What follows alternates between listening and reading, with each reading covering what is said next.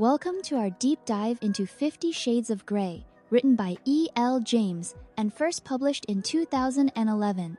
This novel quickly became a global sensation. Can you set the stage for us and explain what the book is generally about and why it sparked such a widespread phenomenon? Absolutely! 50 Shades of Grey centers on the intense and unconventional relationship between Anastasia Steele, a college student, and Christian Grey, a mysterious billionaire. The book's mix of romance, eroticism, and taboo themes grabbed readers' attention, and its word-of-mouth popularity, especially online, propelled it to bestseller status almost overnight. I've heard it was originally inspired by fan fiction. How did that influence its rise and reception? Great question. The novel began as Twilight fan fiction, which fostered a built-in audience eager for more adult-themed romance. This origin allowed it to spread rapidly through online communities, and once published, it tapped into a cultural moment where people were more open to discussing sexuality and desire in mainstream media. Let's transition to the storyline itself. For listeners unfamiliar with the plot, could you walk us through the main events and turning points of 50 Shades of Grey? Certainly! The story begins with Anastasia Steele interviewing Christian Grey for her college newspaper. There's an immediate, undeniable attraction. Christian soon introduces Anna to his world, which includes his wealth, emotional guardedness, and particularly his interest in BDSM, a form of sexual expression involving power exchange. How does their relationship evolve as the story unfolds? Their relationship is a constant negotiation. Christian proposes a contractual arrangement defining specific boundaries, while Anna grapples with her feelings and personal limits. Key turning points include Anna's struggle with the contract, her attempts to understand Christian's past, and the couple's emotional push-pull, culminating in a dramatic separation at the end of the book. Now, let's talk about genre. 50 Shades of Grey straddles several categories. How would you classify it, and what elements make it fit into those genres? The novel is primarily classified as erotic romance, with strong elements of drama. It blends the emotional journey typical of romance novels with explicit sexual content, especially focusing on BDSM. Unlike traditional romances, it explores taboo topics and psychological tension, making it stand out in both the romance and erotic fiction spaces. How does it compare to classic romance novels, or even other works in the erotic fiction genre? Unlike classic romances, which often use euphemism and fade-to-black scenes, 50 Shades is explicit and direct. In the realm of erotic fiction, it's unique for bringing BDSM themes to a mainstream audience, whereas earlier works were more niche or underground. Characters are a huge part of any story. Let's focus on Anastasia Steele. What's her personality like at the start, and how does she grow throughout the novel? Anna begins as a shy, somewhat insecure English literature student. She's inexperienced in relationships, but her curiosity and inner strength become more evident as she navigates Christian's world. Over time, she becomes more assertive, questioning her own boundaries and what she truly wants from a romantic partner. Can you share an example of how her character develops through the story's events? Certainly. Anna's willingness to negotiate Christian's contract, and ultimately her decision to leave when her limits are pushed, show significant growth.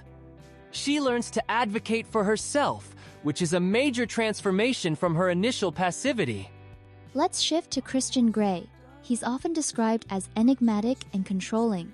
How would you characterize him, and what drives his behavior throughout the book?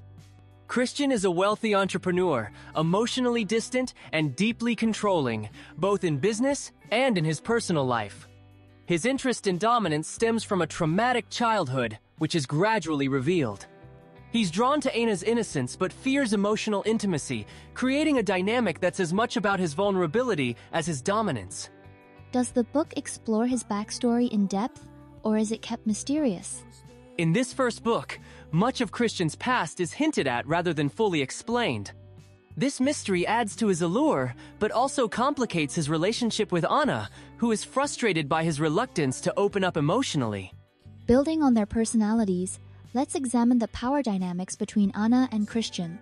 How does the novel portray issues of control, negotiation, and consent within their relationship? The relationship is fundamentally about negotiation. Christian seeks control through a formal contract, while Anna insists on her autonomy. Consent is a persistent theme, with Anna repeatedly questioning what she's comfortable with. Their ongoing discussions about boundaries mirror real-world conversations around healthy relationships and the importance of mutual agreement. Are there moments where these negotiations break down or create tension? Absolutely! The climax of the book occurs when Anna tests the limits of Christian's desires and ultimately decides she cannot accept them, highlighting the importance of respecting personal boundaries even within consensual arrangements. Let's discuss the broader themes. What are the central ideas or questions that 50 Shades of Grey explores, and how do they resonate with readers? Key themes include the balance of power in relationships, the pursuit of freedom within constraints, and the journey of self-discovery.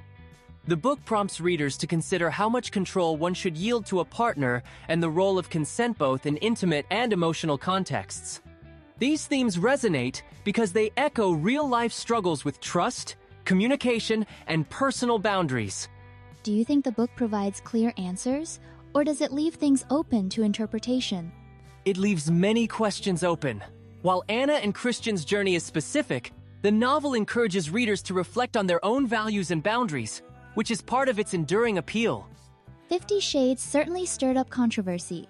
What were the main criticisms, and how did different groups react to the book's content and popularity? The book faced criticism for its portrayal of BDSM, with some arguing it misrepresented consensual practices and romanticized unhealthy power dynamics. Feminist groups debated whether it empowered or objectified women.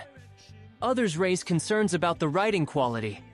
Conversely, many readers praised it for opening up conversations about sexuality and desire. Were there any notable cultural or social effects stemming from the debate? Definitely. The book sparked widespread media discussion about sexual norms and inspired a wave of erotic romance novels. It also led to increased sales of adult products and even influenced the way mainstream society talks about intimacy and consent. Shifting focus, what impact did 50 Shades of Grey have on the publishing industry and popular culture at large? The novel revolutionized digital self-publishing, proving that unconventional stories could find massive audiences online. It also led to a boom in similar books, often dubbed mommy porn, and generated blockbuster film adaptations. Its influence extended to everything from talk shows to academic debates on gender and sexuality.